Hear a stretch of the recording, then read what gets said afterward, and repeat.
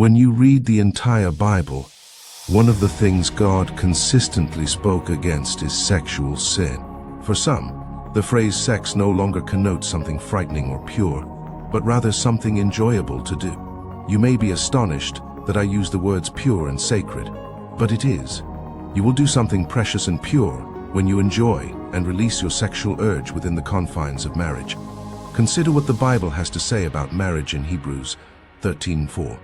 When the Bible repeats a subject in the Old Testament, the words of Jesus, and other works in the New Testament, it is critical to heed God's message on that issue.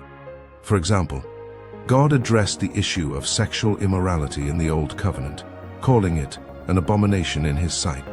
It defiles a man, according to Jesus Christ, and it is portrayed as a sin against the body in the writings of the apostles. The nature of man's mortal enemy, the devil, is to use all means imaginable to cause man's defeat and destruction.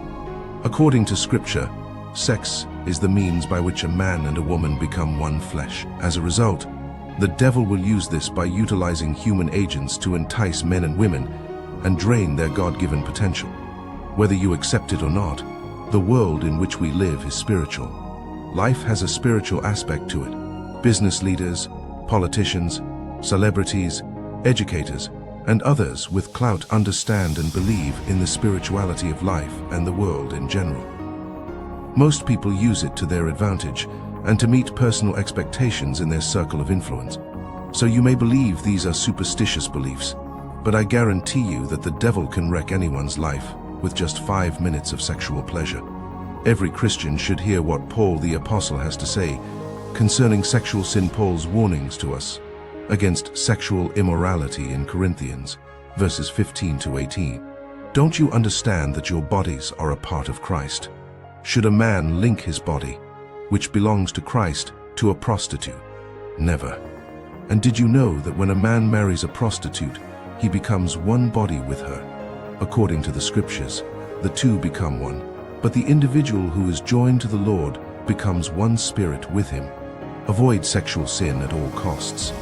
This is the only sin that plainly affects the body, because sexual immorality is a transgression against one's own body. NLT, God is advising you to avoid all forms of sexual immorality, not just for His own sake, but also to keep you from injuring your body. The world may call it fun or enjoyment, but as a Christian, you should be aware that the devil is hunting for any way to grab you. As a result, you must refrain from giving in to your carnal desires. There are devils on standby, waiting for you to succumb to that sexual urge so that they can complicate sickness and infections, impotence, a weak body, and other issues. You have a sexual desire for the correct time, which is marriage, and we all know that sexual intimacy is what seals the marriage contract. According to the text we just heard, it is through sexual intercourse that a man and woman become one body. As a result, you can picture what happened to individuals who had several sexual partners. Even if you say you only indulge with one partner, that is still a sin and a falsehood sold to you by the devil. Having any sexual relationship with someone who is not your wife legally before God and man is referred to as stealing, because they are not yours until you have married that person. When you start stealing what is not yours while you are single, what makes you believe that when you are married, you won't still cheat on your husband and steal what is not yours? God is all certainly. Here is the provided text, with punctuation and paragraphs added for readability, and knows what is best for you. Thus, when He warns you as His child about something, it is to protect you, not to harm or deny you anything. Allow me to read to you from Romans chapter 8, verse 32. He who did not spare His own Son, but gave Him up for us all, how will He not also generously deal us all things along with Him? That text in IV speaks about God giving us something valuable, and the writer, Apostle Paul, is asking us what else God cannot give us. God will give us anything we want, as long as it is good, because nothing evil comes from. Many people say things like it's how I feel, and I need to express myself or I'll burn.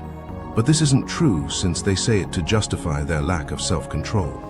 The majority of the time, your feelings are a product of what you have seen or heard. As a result, controlling what your eyes see and hear with your ears reduces the arousal of that sexual desire. I said less because I, too, am human, and I understand that being single for a long can make you crave that pleasure. But there is a fruit of the Spirit called self-control.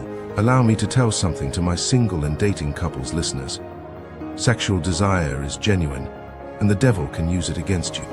My suggestion is to avoid any signs of evil in dating couples, especially those who are attracted to each other. To safeguard both parties, an atmosphere of sexual immorality should be avoided. David's life is an example of what might happen to a man or woman who decides to engage in sexual immorality and give in to lusty desire.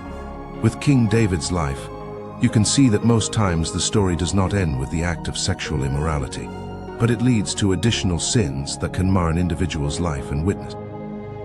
The house of David suffered disastrous occurrences as a result of King David indulging his carnal desire by snatching another man's wife.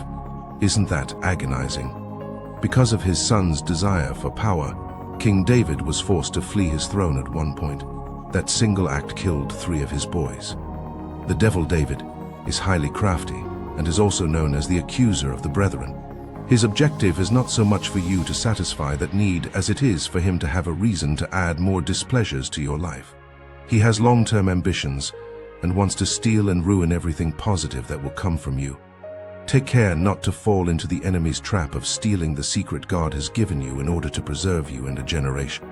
If you don't understand what Samson is saying, Samson's life and destiny were ruined in the arms of a lady. If Samson had controlled himself and avoided sexual immorality, he would have lived longer and Israel would have enjoyed peace and safety from their foes. When you look at the stories of the people who have been wrecked by sex, you can see how their carnal need controls them. They are unable to think clearly. That is why the Bible instructs us to escape rather than simply walk away.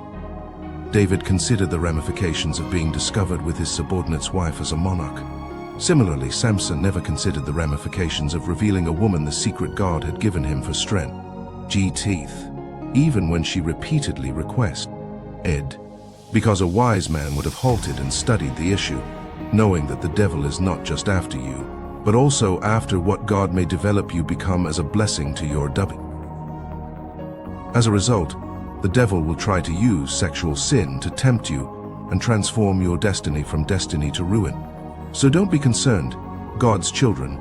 God can give you the grace to submit your body and wait for marriage.